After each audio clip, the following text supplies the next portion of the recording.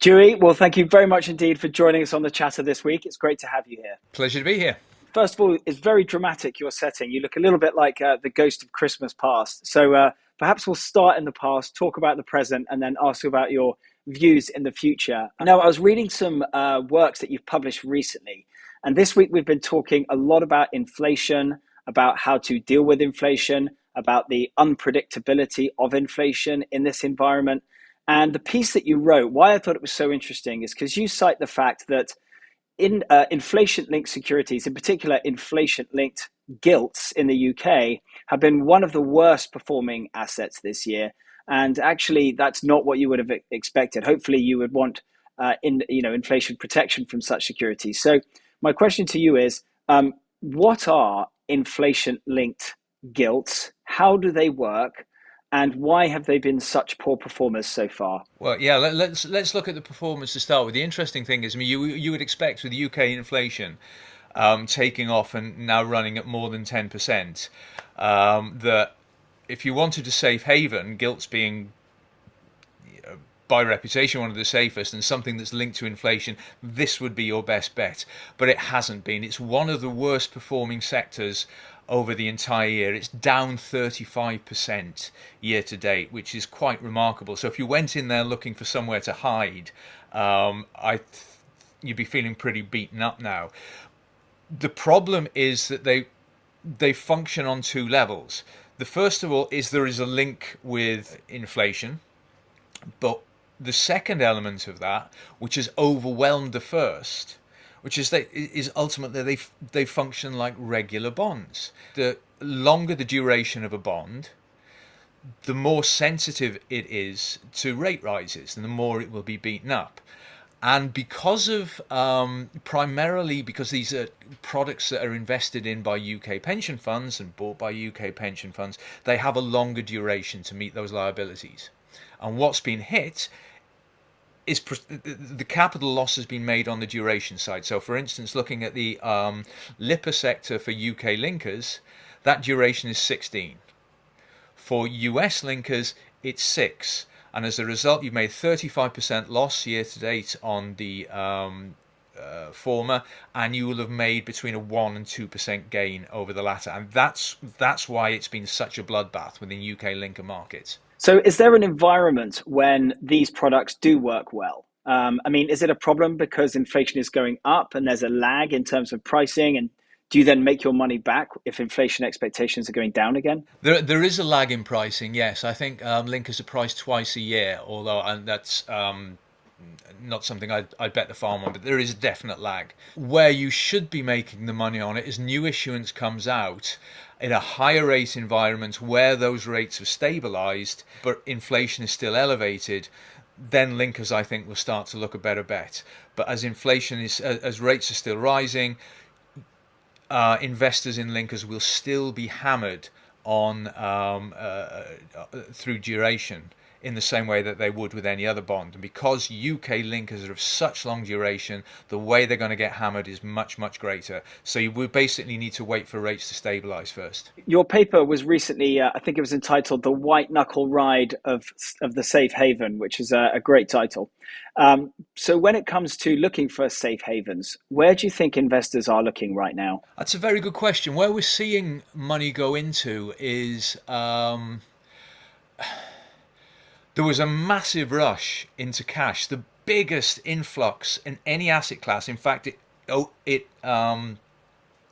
you sum up all asset class inflows for as long as we've got data, the move into cash this October was greater than any other. Now, that was, if you like, the ultimate rush for a safe haven, and the reason for that was because of the mini budget, because pension funds were basically having to match liabilities. Overall, cash over the longer term, with rates being what they are, doesn't look great. So what we're seeing in the market is throughout most of this year, and accelerated particularly through Q3, is a move out of equities, a move out of actively managed bond funds. But what we are seeing has been a significant move into passive bond funds. And this is despite them still being vulnerable, as I outlined before, to rising rates. And I think what's happening there is investors, particularly institutional investors, are looking to plug holes in their portfolios with something that's actually quite transparent, rather than an active fund being something of a black box. Particularly in the bond environment, if you're investing in, for instance, a triple A or an investment grade or a high yield bond, to bring your asset allocation back into line, which looks like what has been happening, you know you know what it's going to do. It gives you some degree of certainty. Is that a safe haven? I wouldn't say so. I think that's more a question of keeping strategic asset allocations in whack. If I had to make a guess on it, where are safe havens at the moment? It's very difficult to say. I think what we're seeing investors do is anytime there's a hint of recovery is bounce back into risk assets. So for instance, over October and in the start of November, where we've got data coming through, there's an influx back into equities in the hope that maybe the Fed's controlled things, and maybe we've seen the worst of it. If there's a further upset in markets a little further down the line, that could quite easily be reversed. Markets are very, very febrile at the moment, but really are no easy hiding places at the moment. Everywhere is getting beaten up. There are exceptions in terms of sectors. So, for instance, if you want oil and gas exposure, that's up more than 50% over this year. Question is then how much further this can run. Will energy prices remain elevated? Will they rise even further? But that's certainly been a very safe bet on a sector level at the moment. Consumer staples have worked very well. Consumer discretionary, as you might expect, funds investing in that part of the market, they've been rather beaten up. Having said that, it does seem that at the top of that market, luxury goods are doing pretty well because the rich have still got money to spend and they're continuing to spend it. Whereas if you're on an average salary or lower, you're not going to buy that car, you're not going to buy the new sofa or whatever. And Dewey, I know you've been doing a bit of work recently into the world of ESG. So I wondered if I could pick your brain as to exactly how that strategy is working. I think I've seen you've written a paper on it recently. Their investors seem to be moving back towards it after a rough time. What's your outlook there? ESG is going to be pushed forward by, I think, both investor demand, but also particularly by regulatory pressure. We've gone from the lackluster COP27, COP15 is just around the corner. There is a sense that, if you like, something must be done, and that isn't going to go away. And therefore, the pressure to invest in a sustainable fashion is still going to occur. Now, because there's a link between ESG equity and growth, or there has been historically, and growth has been beaten up over the course of this year. ESG equity has tended to outperform, money has come off the table, but then money's come off the table in general with equities. At the start of Q4, it looks like money started to go back into ESG equity funds. And I'm seeing particular allocations towards ESG equity funds exposed to the US. What's driving that? In all honesty, I don't know. Whether it's a blip or whether it's a start of a trend, I don't know. But it's an interesting factor, and actually it's quite significant looking at the figures that I'm looking at. It's not just an edge upward, it's quite a significant bounce. But that could just be simply a factor, as I said before, of people Fed watching, trying to second guess the bottom of the market and move in on that level. An interesting aspect in the fixed income market, on the flip side, has been we've seen large outflows from bond ESG funds. Now, I think that's not so much a factor of investors going particularly cold on bond ESG, but them going cold on actively managed bond funds, which I mentioned before, and actually very, very few ESG bond funds are passives. So I think for asset hungry fund managers out there, if they can plug that gap in the market and service that demand, that of passive ESG bond funds, that could actually start to see that market expand again. But there's the dearth of product there, and I think that's what's producing those outflows. They actually, as in general, the market hasn't particularly underperformed its, if you like, its conventional peers in fixed income. And so finally, Dewey, just as perhaps in your role as Christmas yet to come, ask you about your outlook for the future, but not necessarily predictions about what markets will do. But I would love to know, right now, things look very murky. It's very difficult to see where things are going. There's a lot of moving parts. Do you think it's going to get easier?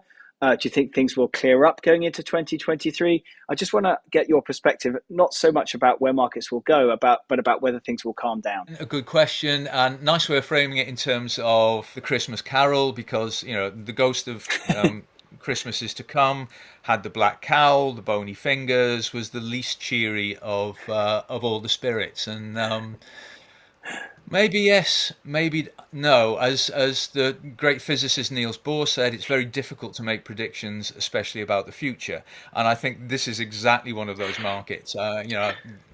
Sat on that quote for years and waited to use it, and this is the time. Because if you think about this time last year, where we were expecting that post-COVID bounce and for all the animal spirits to be unleashed, and then there was the war in the Ukraine, persistent supply side issues.